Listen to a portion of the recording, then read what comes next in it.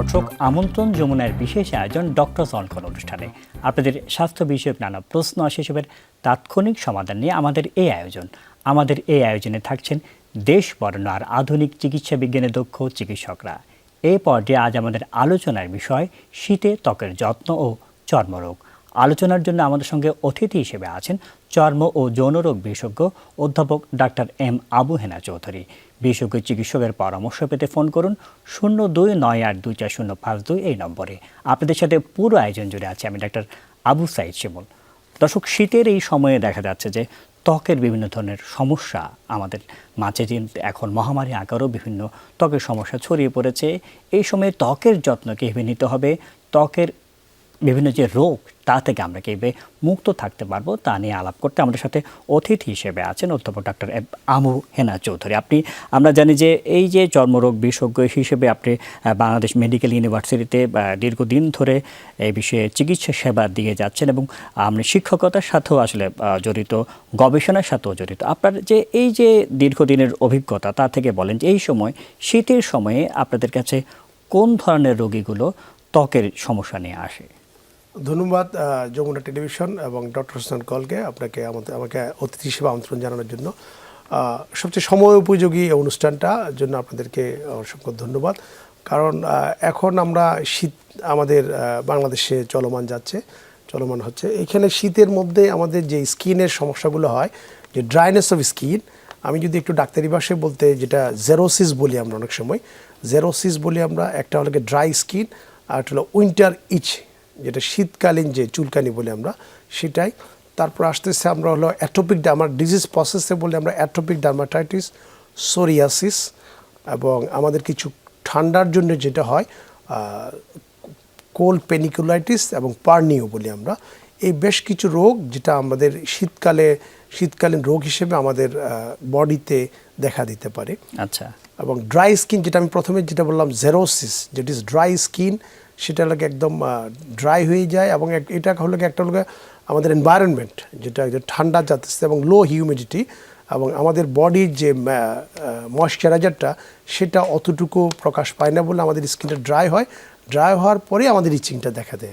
এটা একটু যদি বলতেন যে ড্রাই যেটা হচ্ছে, অনেকে দেখা যাচ্ছে যে ড্রাইনেসটাকে আসলে প্রতিকার পাওয়ার জন্য একটু গোসল করেন। হ্যাঁ, এই যে গোসল করার বিষয়টা যদি একটু বলতেন যে কোন ধরনের পানিতে এই সময় গোসল করা উচিত আসলে? ধন্যবাদ, খুব ইফেক্টিভ একটা কোয়েশ্চেন। কারণ আমরা শীত মানে ঠান্ডার সময় আমাদের সবাই একটা বদ্ধমূল ধারণা থাকে যে আমরা গরম পানি দিয়ে গোসল করব। কিন্তু আমাদের যে আন্ডারলাইং একটু আগে যেটা বললাম, আমাদের ইচিংটা হয় ড্রাইনেসের জন্য, ইচিংটার জন্য আমরা গরম পানির ক্ষেত্রে আমাদের যেটা চয়েস করতে হয়, আমরা ইউজুয়ালি গরম পানি বলতে একটা হট ওয়াটার বলি, বাট আমাদের শীতকালীন যে গরম পানিটা সেটা লুকওয়ার্ম, একদম কুসুম গরম পানি। কারণ আমি যদি গরম পানি বেশি ইউজ করি, হাই টেম্পারেচার গরমটা ইউজ করি, স্কিনটাকে ড্রাই করে ফেলি। স্কিনটাকে ড্রাই করার পরবর্তীতে ইচিংটা আমাকে অর্থাৎ আপনি বলতে চাচ্ছেন যে গরম পানি দিয়ে গোসল করলে তার যে চুলকানির যে বিষয়টা, যে শুষ্ক হয়ে যাওয়ার বিষয়টা, সেটা আরো বেড়ে যায়। এক্স্যাক্টলি, সেটাকে আমরা ডাক্তারি ভাষায় অ্যাগ্রিভেট বলি। এটা ত্বরান্বিত করে। ড্রাইনেসটা বেড়ে গেলে আমার চুলকানিটা বাড়বে। সেই জন্য আমাকে ড্রাইনেসটা কমানোর জন্য, ড্রাইনেসটা থাকলে সেটার জন্য আমাদেরকে বাথিংটা অবশ্যই আমাকে লুকওয়ার্ম ওয়াটার হইতে হবে। এবং অনেক ক্ষেত্রে আমরা যদি বালতিতে গরম পানি লুকওয়ার্ম ওয়াটার ইউজ করি, সেক্ষেত্রে আমরা কয়েকটা ময়েশ্চারাইজার ওইখানে আমরা যেটা প্রচলন আছে, যেটা অলিভ অয়েল, নারিকেল তেল, এগুলো আমরা যদি পানির সাথে মিক্স করে ইউজ করতে পারি, সেটা সাধারণত আমরা যারা বয়স্ক পেশেন্ট আমাদের কাছে আসে তাদের, এবং বাচ্চা পেশেন্ট, তাদের ক্ষেত্রে আমরা পানির সাথে এই জিনিসগুলো ইউজ করতে বলি। আদারওয়াইজ আমরা লুকওয়ার্ম ওয়াটার দিয়ে ইউজ করলে আমাদের জন্য ভালো হয়। একটু গোসল করার বিষয়টা যে সপ্তাহে আসলে এই সময় তো অনেকে দেখা যাচ্ছে একটু দেরিতে গোসল করে, আসলে ন্যূনতম কতদিন সপ্তাহে গোসল করা উচিত, এমন আদৌ কোনো বিষয় আছে কিনা? সবচেয়ে মজার ব্যাপার যে সেটা হলো গিয়ে শীতকালে কিন্তু আমরা শীতের জন্য কিন্তু গোসলটা রেগুলার করতে চায় না। কিন্তু আপনি একটু দেখবেন যে রেগুলার যারা গোসল করে তাদের ড্রাইনেসটা এবং চুলকানিটা কম হয়। কারণ আমার বডিতে যে ড্রাইনেসটা থাকতেছে, তদুপরি আমাদের একটা পাশাপাশি আমি একটু বলি, নট অনলি মেডিসিন সেটা হলো কি আমাদের যে পোশাক পরি, শীতকালীন যে পোশাকটা, সেটার একটা বিশাল বড় ইম্প্যাক্ট আছে আমাদের ত্বকের যে চুলকানিটা। কারণ আমাদেরকে সফট যেটা কটন এবং লিলেন ফরম্যাটে আমাদের কাপড়গুলো পরতে হবে। এবং আমরা অনেক সময় বিশেষ করে বাচ্চাদের ক্ষেত্রে আমরা যেটা করি, উলি কাপড়গুলো দেখতে ওদের সুন্দর লাগে, উলি কাপড়গুলো আমরা পরাই এবং সেই উলি কাপড়গুলো বাচ্চার স্কিনটাকে আর ইরিটেট করে। অতএব আমাদের কাপড়টা একটা বিশাল ফ্যাক্টর।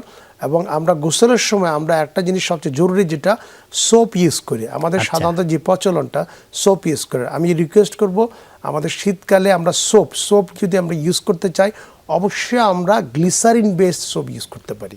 আচ্ছা, কারণ আমাদের বাজারে যে সোপগুলো আছে সেগুলো ড্রাই করে দেন, ক্ষারযুক্ত, সেগুলো আমরা যদি যেগুলো গ্লিসারিন সমৃদ্ধ সাবান সেগুলো ইউজ করতে পারি। সবচেয়ে ভালো হয় সোপ ফ্রি শাওয়ার জেল।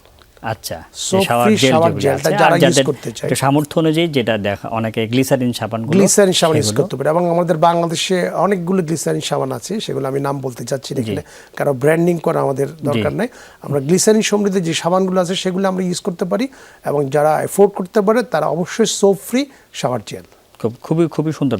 এই একটু যদি বলতেন যে এই সময় গোসলের পরে আসলে তেল বা লোশন, কোন ধরনের তেল বা লোশন আমাদের এই সময় ব্যবহার করা উচিত, তা নিয়ে আমরা আলাপ করবো একটি বিরতির পর।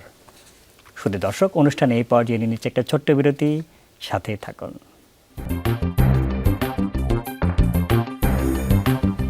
বিরতির পর ডক্টর অন কল অনুষ্ঠানে আপনাদেরকে আবারও স্বাগত জানাচ্ছি। আজকে আমাদের আলোচনার বিষয় শীতে ত্বকের যত্ন ও চর্মরোগ, এবং আমাদের সাথে অতিথি হিসেবে আছেন অধ্যাপক ডাক্তার আবু হেনা চৌধুরী। আমরা আলাপ করছিলাম যে এই শীতের এই সময় দেখা যাচ্ছে যে গোসলের পরে বা অন্য সময় কোন লোশন বা কোন তেল ব্যবহার করা উচিত। ধন্যবাদ। খুব ইম্পর্ট্যান্ট একটা কথা। আমি একটু জাস্ট বলে রাখি যে আমরা অনেক সময় যেটা বলি, আমরা ময়শ্চারাইজার ইউজ করতে বলি গোসলের পর, সে ড্রাই স্কিনের ক্ষেত্রে ময়শ্চারাইজার। এখানে একটা টাইম একটা ফ্যাক্টর খুব, আমরা বলি হলো গিয়ে ময়শ্চারাইজার ইউজ করতে উইদিন 3 মিনিটসের মধ্যে, 3 to 5 মিনিটসের মধ্যে আমরা গোসল করে ওয়াশরুম থেকে বাথরুম থেকে বের হয়ে 3 মিনিটসের মধ্যে আমরা 3 to 5 মিনিটসের মধ্যে ময়শ্চারাইজারটা ইউজ করতে বলি। অর্থাৎ আমি যদি এইভাবে বুঝে থাকি, ওই সময় যে গোসল করার পর যে একটা যে তার যে ভেজা যে ভাবটা রয়েছে, সেইটা আসলে ধরে রাখবে হচ্ছে যে আমরা ময়শ্চারাইজার। এক্স্যাক্টলি, এটাই যে কারণ 3 to 5 মিনিটসের মধ্যে আমরা জাস্ট শাওয়ারটা, ঝরা পানি যেটা আছে সেটা যদি আমরা টাওয়াল দিয়ে, এটা আর একটু জাস্ট আমি একটু বলি, এটা টাওয়ালটা যাতে আমরা রাব করে যাতে না মুছে, জাস্ট সোক করা, একটু যেন থাকে, আমরা একটু সোক করে জাস্ট একটা বডিটা ভিজে ভেজে থাকতে হবে। সেখানে আমরা ময়শ্চারাইজার, সেটা লোশন হোক, আমাদের ব্র্যান্ডেড যে লোশনগুলো এখন ইউজ করি সেটা হোক, অথবা অলিভ অয়েল, নারকেল তেল। যেমন আমরা ময়শ্চারাইজার বলতে বুঝি হলে গিয়ে লোশনটা একটা ফ্যাক্টর, বাট এটা অলিভ অয়েল ইউজ করতে পারে, আমরা নারকেল তেল ইউজ করতে পারি, সরিষার তেলও যদি কেউ ইউজ করতে চায় করতে পারে। যেটা ইউজ করে না কেন 3 মিনিটের ভেতরে করতে হবে, 3 থেকে 5 মিনিটের মধ্যে। এই সময় ডিমান্ডিং বা আমরা বলবো যে খুবই প্রচলন চলছে যে অলিভ অয়েল ব্যবহার। আসলে অলিভ অয়েল কি ব্যবহার করতে হবে এমন কোনো কিছু কিনা? ধন্যবাদ। আসলে অলিভ অয়েল ময়শ্চারাইজার হিসেবে খুব ভালো একটা ময়শ্চারাইজার, কিন্তু সেটা ইটস কস্টলি। আমাকে খেয়াল করতে হবে, আমাকে পেশেন্ট কনভেনিয়েন্ট হতে হবে, আমাকে এজ এ হোল যারা এফোর্ড করতে পারে তাহলে অলিভ অয়েল ইউজ করুক। তার হয়তো এই নয় যে কোকোনাট অয়েল কিংবা আপনার মাস্টার্ড অয়েল ইউজ করলে অলিভ অয়েলের সেই ইয়েটা পাবে না। অবশ্যই সেম জিনিস, মোটামুটি সেম। এবং বাট অলিভ অয়েল যারা এফোর্ড করতে পারে, এমনকি যারা ময়শ্চারাইজার ব্র্যান্ডেড ময়শ্চারাইজার ইউজ করতে পারে পুরো, এছাড়া নারকেল তেল ব্যবহার করলে মাথায় থাকতে হবে যে আমাদের নারকেল তেল ইউজ করা যাবে, আমাকে সরিষার তেল। অনেকের মধ্যে এটা দেখা যাচ্ছে যে একটা হীনমন্যতা ভোগে, যে আমার বোধহয় অর্থ নেই বলে আমি আজকে অলিভ অয়েল বা দামি কিছু ব্যবহার করতে পারলাম। আসলে বিষয়টা কিন্তু তা না, নারকেল তেল ব্যবহার করলে আসলে সমান উপকার পাওয়া যায়। এক্স্যাক্টলি, সেটা হলো কি আমরা অলিভ অয়েল, নারকেল তেল, সরিষার তেল সবগুলো সেম উপকারিতা, এবং কেউ হয়তো বা করতে পারে। এবং যেটা বললেন একটু আমাদের সামর্থ্যের উপর বেসিস করে আমাকে পেশেন্টকে দেখতে হবে। আমাকে মেইনলি আমার উদ্দেশ্যটা কি, আমার জাস্ট উদ্দেশ্যটা হলো ময়শ্চার করে রাখা। সেই ময়শ্চার আমি অলিভ অয়েল দিয়ে করতে পারি, কোকোনাট অয়েল দিয়ে করতে পারি, সরিষার দিয়ে করতে পারি। অতএব যেইটা পারবে সেটা করবে, এখানে কোনো বাধ্যবাধকতা নেই। আমরা যারা ডাক্তার হিসেবে, পেশা হিসেবে আমাদের নিয়োজিত আছি, তারা কেউ যাতে অবশ্যই আপনি অলিভ অয়েল ইউজ করবেন সেই শব্দটা আমরা উচ্চারণ না করি। আমরা জাস্ট পেশেন্টের কনভেনিয়েন্স যেটা, সেটাতে আমরা থাকতে হবে আমাদের। জি, খুব সুন্দরভাবে বলছেন। এই সময় শীতের এই সময় বা বিগত কয়েক মাস ধরে দেখা যাচ্ছে অনেকের কোষ পাঁচরা, যেটা স্কেবিস, এমন হয়ে গেছে স্কেবিস শব্দটা আসলে এখন মানুষজনের পরিচিত হয়ে গেছে, তাদের এই শব্দটা বা এই রোগের সাথে পরিচিত হয়ে গিয়েছেন। এই যে স্কেবিস বিষয়টা, এটা যদি বলতেন এটা আসলে কেন হয় বা এটা লক্ষণগুলো কি? ধন্যবাদ আপনাকে, কারণ এই কোয়েশ্চেনটা উত্তর আমি নিজে বলতাম আপনাকে একটু পরে। কারণ আমরা বর্তমান বাংলাদেশে দুটো রোগ নিয়ে খুব ঝামেলার মধ্যে আছে। একটা হলো স্ক্যাবিস, যেটা খোস পাঁচটা নামে সবাই জানে, আর একটা হলো টিনিয়া, যেটা ফাঙ্গাল ইনফেকশন, দাউদ বলে আমরা সবাই চিনি। যেটা আমরা একটু আগে যেটা খোস পাঁচটা, যেটা এটা একটা প্যারাসাইটিক ডিজিজ, যেটাকে আমরা সার্কোপটিস স্ক্যাবি বলি, স্ক্যাবিস নামে সর্বাধিক পরিচিত। এটা আসলে খুব এই last few years, not only in our country, in our Bangladesh, in our subcontinent, এখানে কিন্তু এই রোগটা নিয়ে আমরা খুব একটা সমস্যার মধ্যে যাচ্ছি। সেটা যেটা বলতে পারেন যে আমাদের এটা কি জলবায়ু জনিত কোনো বিষয় রয়েছে কিনা? এটা ঠিক জলবায়ু না, আসলে এটা যেমন আমাদেরকে প্রথমে যেতে হবে সেটা কোথায় কেন হয় জিনিসটা। যেটা আমাদের সার্কোপটিস স্ক্যাবি যে প্যারাসাইটটা, এটা আসলে ঘনবসতিপূর্ণ এলাকা যেখানে আসে আমরা হচ্ছে, বিশেষ করে যারা একত্রে এক বাসায় যারা অনেক অনেক অনেক লোক থাকে, বিশেষ করে আমাদের বাংলাদেশের ক্ষেত্রে যেটা আমি বলি, হোস্টেলে যারা থাকতেছে ঘনবসতিপূর্ণ, এবং আরও একটু বলি ক্লিয়ার করে, যেটা মাদ্রাসায় যারা একসাথে অনেক আমাদের স্টুডেন্টরা থাকে, অথবা এক ফ্যামিলিতে যারা নিম্নবিত্ত ফ্যামিলি, যারা এক বাসায় অনেকে থাকে, তাদের ক্ষেত্রে এটা একজনের খুবই ছোঁয়াচে, আপনি বলতে মারাত্মক ছোঁয়াচে, খুবই ছোঁয়াচে। এবং এটা একজনের হইলে ওই বাসায় দেখা গেছে যে কারো কোনো রেহাই হচ্ছে না। এবং গুরুত্বপূর্ণ এমন যে, কারণ এটা বিশেষ করে বাচ্চাদের ক্ষেত্রে এটা যদি ঠিকমতো আমরা অ্যাপ্রোপ্রিয়েট চিকিৎসা করতে না পারি, তাহলে এই রোগের ক্ষেত্রে যেটা কমপ্লিকেশন আকারে দেখা দেয় আমাদের একটা গ্লোমেরুলোনেফ্রাইটিস বলি আমরা, কিডনি রোগ। আপনি নিজেও একজন পেডিয়াট্রিশিয়ান হিসেবে আপনি এই রোগগুলো পেতে পারেন। এবং সিম্পল স্ক্যাবিস থেকে কিন্তু আমাদের একটা কিডনি জটিলতা দেখা দিতে পারে। অতএব আমাকে এই রোগটা নিয়ে আমাদের একটু খুব সচেতন থাকাটা জরুরি। আচ্ছা, এই রোগের আসলে চিকিৎসা একটা আমরা বিরতির পরে আমরা প্রতিরোধ নিয়ে আলাপ করব। চিকিৎসা সংক্রান্ত যদি খুব সংক্ষেপে একটু বলতেন। ধন্যবাদ। আসলে আমাদের একদম খুব স্পেসিফিক চিকিৎসা যেটা আমরা সার্কোপটিস স্ক্যাবির জন্য বর্তমানে প্রচলিত যে চিকিৎসাগুলো, তার মধ্যে সবচেয়ে বেনিফিশিয়ারি যেটা পারমিথ্রিন, 5% পারমিথ্রিন আমরা ইউজ করতে বলি। আর একটা যেটা ইউনিক্স, আমরা পারমিথ্রিন লোশন এবং ক্রোটামিটন ক্রিম ফর্মে পাওয়া যায়, লোশন মিক্সও পাওয়া যায়, এবং ওরাল ফর্মে আমাদের যেটা আইভারমেকটিন আছে সেটা পাওয়া যায়, এবং চুলকানির জন্য আমরা অ্যান্টিহিস্টামিন। এটা হলো আমাদের মেইন স্ক্যাবিসের চিকিৎসা। তারপরে যদি ইনফেকশন হয়ে থাকে সেক্ষেত্রে আমরা অ্যান্টিবায়োটিক কভারেজ দিতে পারি। এই বিষয়গুলি বিশেষ করে দেখা যায়, এই ওষুধগুলির নাম তো অনেকেই জানেন, অনেক চিকিৎসকই জানেন, কিন্তু এই যে দেয়ার পদ্ধতি এবং সেই সাথে তাকে কিছু উপদেশ দিয়ে দেওয়া, এই ওষুধগুলো দেওয়ার পদ্ধতি সাথে এই উপদেশ, এই সব বিষয় নিয়ে আমরা আলাপ করবো একটি বিরতির পর। শুধু দর্শক, অনুষ্ঠানে এই পর্যায়ে নিয়ে নিচ্ছে একটা ছোট্ট বিরতি, সাথে থাকুন।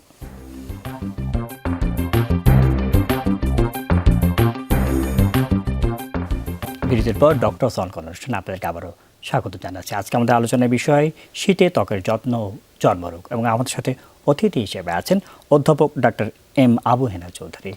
আমরা আলাপ করছিলাম, আপনি খুব সুন্দরভাবে বলছেন যে স্ক্যাবিস, এই যে আমরা খোস পাঁচটা যেটাকে বলছি, সেটার জন্য পারমিথ্রিন ক্রিম দিতে হবে বা আইভারমেকটিন দিতে হবে, বা কিছু নিয়মের কথা বললেন। এই যে ক্রিমগুলো তো দেখা যাচ্ছে যে অনেকেই দিচ্ছে কিন্তু কাজ হচ্ছে না, দেওয়ার পদ্ধতি বা নিয়ম যদি একটু বলে দিতেন। ধন্যবাদ। আমি মনে করি ট্রিটমেন্টের পাশাপাশি একটা যেটা সবচেয়ে গুরুত্বপূর্ণ যে জিনিসটা, সেটা হলো কাউন্সিলিং।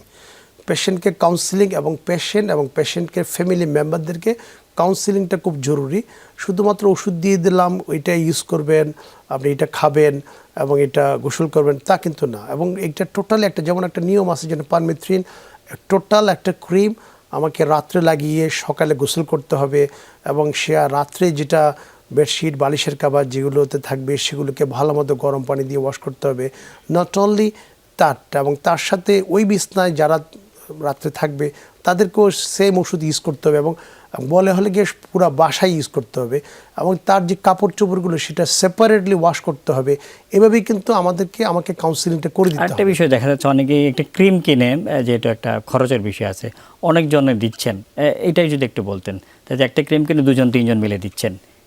সবচেয়ে খুব ইম্পর্টেন্ট আপনি একটা কথা বললেন, এই জন্য যে কারণ আমরা হরহামেশা পাচ্ছি 15 দিন পর 20 দিন পর একটা পেশেন্ট আসতেছে, টিউবটা নিয়ে আসতেছে, বলে স্যার এতদিন লাগালাম তাও তো হলো না। তা আমরা বললাম দেখি তো আপনি কী লাগালেন, বলে স্যার নিয়ে আসছি। কিন্তু আমাদের একটা জিনিস খেয়াল করা দরকার, সেটা হলো কি আমাদের এই জিনিসটায় কাউন্সিলিং ইজ মোস্ট ইম্পর্টেন্ট। আমরা যারা এই পেশায় জড়িত আছি, যারা আমরা ট্রিটমেন্টের সাথে জড়িত আছি, তাদেরকে বলতে, যেমন অ্যাডাল্ট সারফেস এরিয়া 30 গ্রাম টিউব, 30 গ্রামের একটা টিউব অ্যাডাল্ট সারফেস এরিয়ায় একটা রাতেই শেষ করতে হবে। অতএব এখানে ওই যে আপনি যেটা বলেন একটা ফ্যামিলিতে 3 জন আছে, সবাই মিলে অল্প অল্প লাগালাম, শুধুমাত্র লিশনাল লাগাবো যেখানে ক্ষত আছে সেখানে, তা না। এটা কিন্তু একদম গলা থেকে পা পর্যন্ত দর্শকরা যেটা শুনছেন, আপনি যে জায়গাটায় চুলকানি হচ্ছে শুধু সেই জায়গায় না, এটা একেবারে পুরো শরীরেই লাগাতে হবে। আমরা সেটা বলি হলো গলা থেকে পা পর্যন্ত, নট এ সিঙ্গেল পয়েন্ট। এবং একটা পোর্শন বলি হলো পুরোটা ওয়াশরুমে ঢুকে পুরোটা আনড্রেস করে পুরোটা লাগানোর পর নিজে একটা হাতটা ধুয়ে নেবে। তারপরে বাচ্চাদের ক্ষেত্রে যেটা সার্ফেস এরিয়া বেঁধে আমাদের বাজারে 30 গ্রামের টিপ পাওয়া যায়, 15 গ্রামের টিপ পাওয়া যায়, সেই হিসেবে কিন্তু বাচ্চাদের সেভাবে আমাদেরকে দিতে হবে। বয়স বেঁধে একটা টিউব এক রাতে শেষ করে দিতে হবে। এবং সেটা এবং যদি একদম টোটাল কিন্তু বডি সার্ফেস এরিয়া প্রত্যেকটা পার্ট কভার করতে হবে। এটা কতদিন পর্যন্ত চিকিৎসা? যেটা বলি আমরা সাধারণত যেটা বলি একটা টিউব এক রাতেই শেষ করতে হবে এবং 7 দিন পর আবার একটা টিউব দিতে হবে। আচ্ছা, অনেকে যে দেখা যায় যে ট্যাবলেট আইভারমেকটিনের কথা বলে, এটা কি ছোট শিশুদেরকে দেওয়া যায় কিনা? ছোট শিশুদেরকে আসলে বয়স একটা ফ্যাক্টর, সবাইকে আসলে দেওয়া যায় না। যারা সোয়ালো করতে পারে এবং যারা একটা বয়স ভেদে আমরা দিতে পারি, সেক্ষেত্রে যারা অনেক সময় আছে 5 বছর 7 বছর 10 বছরের বাচ্চাদেরকে কিন্তু আমরা অনেক সময় ট্যাবলেট খেতে পারি, তখন আমরা সেটা গুঁড়া করে পেশেন্টদেরকে খাওয়াতে পারি। বাট আমাদের ডোজটা মেনটেন করতে হবে, যাই দিনে কেন আমাকে ডোজটা মেনটেন এবং নিয়ম যেগুলি বললেন সেই নিয়মগুলো মেনে চলা এবং পাশাপাশি অ্যান্টিহিস্টামিন সকলে একসাথে দেয়া, সেটাই।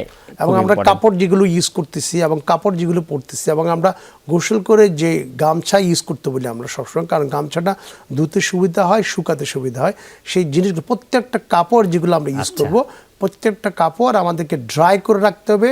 যদি পারি আমরা আয়রন করাটা সবচেয়ে ভালো, আয়রন করলে সেই জীবাণুটা আমাদের ধ্বংস হওয়ার সম্ভাবনা সবচেয়ে বেশি থাকে। একটু শীতের এই সময় আপনি বলছিলেন যার একটা যে টিনিয়া, যেটা দাউদ, সেটা সম্পর্কে একটু যদি বলেন, টিনিয়াসের দাউদ জিনিসটা কি, এবার দেখতে কেমন? এটা ধন্যবাদ। এটা আরেকটা যেটা আমি একটু আগে যেটা বলছিলাম, আমাদের বর্তমানে আমরা সবচেয়ে বেশি যেটা স্ক্যাবিস এবং দাউদ, যেটা ফাঙ্গাল ইনফেকশন আমাদের বাংলাদেশের সবচেয়ে এখন প্রচলন, মানে যেটা যা কষ্ট পাচ্ছি আমরা, দাউদ যেটা ফাঙ্গাল ইনফেকশন নামে প্রচলিত, সেটা একটা লিশন আমরা একটা সবাই জানি, গোল আকার ধারণ করে চারিদিকে ছোট ছোট দানা গোটা হয়, যেটা অ্যাক্টিভ লিশন থাকতে পারে বডিতে সব জায়গা হচ্ছে, সেটাও কিন্তু একটা ছোঁয়াচে রোগ। কিন্তু স্ক্যাবিস যেমন একটা ছোঁয়াচে রোগ, ফাঙ্গাল ইনফেকশনটা একটা ছোঁয়াচে রোগ। এবং এটা ঠিক স্ক্যাবিসের মতোই, যে সমস্ত বাসা বাড়িতে একসাথে অনেক লোক থাকতেছে, যেমন যেটা হলো আমাদের মাদ্রাসার কথা বললাম, আমাদের হোস্টেলের কথা বললাম, একসাথে থাকতে, তাদের ক্ষেত্রে কিন্তু এইটা সবচেয়ে মারাত্মক। স্ক্যাবিস এবং দাউদ এগুলি না হওয়ার জন্য আমরা একদম অনুষ্ঠানের শেষ পর্যায়ে চলেছি, 1 মিনিট হয়তো আসলে, এটা প্রতিরোধের আসলে উপায় কি? ধন্যবাদ। আমি আপনাদের যমুনা টিভির মারফতে যারা আমরা এই অনুষ্ঠানটা দেখতেন সবাইকে জানাচ্ছি আমরা, কারণ আসলে রোগ হয়ে গেলে চিকিৎসার কোনো বিকল্প নেই এবং সেটা টু দ্য পয়েন্টে চিকিৎসা করাটা বেটার এবং to the appointment to the doctor, মানে একদম স্পেসিফিক ডাক্তারের কাছ থেকে। কারণ বাংলাদেশে আমাদের সমস্যা যেটা, সেটা হলো সবাই আমরা ডাক্তার, সেটা আমাদের স্পেসিফিক টু দ্য পয়েন্ট একদম ফিজিশিয়ানের কাছ থেকে চিকিৎসাটা নেওয়া উচিত। ফার্মেসির কাজ হলো ওষুধ বিক্রি করা, তার চিকিৎসা তার কাছ থেকে নেওয়া ঠিক নয়। এবং আপনি যেটা বললেন স্ক্যাবিস এবং ফাঙ্গাল ইনফেকশন, সেখান থেকে প্রতিরোধ একটাই মাত্র হলো গিয়ে সেটা আমাদের লাইফস্টাইল চেঞ্জ করতে হবে, ফুড হ্যাবিট আমাদের চেঞ্জ করতে হবে। সকালে মিলে একসাথে যদি আমরা এক বাসায় যদি মেনটেন না করি, তাহলে এই রোগগুলো থেকে পরিত্রাণ পাওয়া আমাদের জন্য দুরূহ। একদম শেষ পর্যায়ে চলে এসেছি। অধ্যাপক ডক্টর এম আবু হেনা চৌধুরী, এতক্ষণ আমাদের সাথে থাকার জন্য আপনাকে অসংখ্য ধন্যবাদ। অসংখ্য ধন্যবাদ আপনাকে এবং যমুনা টেলিভিশনকে, যারা আমাকে এই অনুষ্ঠানে আমন্ত্রণ করেছে। দর্শক যেমনটি আসলে শুনছিলেন, এগুলিতে বিভিন্ন ধরনের ওষুধ রয়েছে শীতের বিভিন্ন ত্বকের সমস্যায়, কিন্তু প্রতিরোধটা এবং নিয়ম মেনে চলা, পরিষ্কার পরিচ্ছন্নতা বজায় রাখা, এগুলি যদি আমরা একটু নিয়ম মেনে চলতে পারি, এই সময় আমাদের ত্বকের বিভিন্ন সমস্যা থেকে আমরা মুক্ত থাকতে পারবো। আমরা সকলেই সুস্থ থাকি এই কামনে আজকের মতো বিদায় নিচ্ছি। আল্লাহ হাফেজ।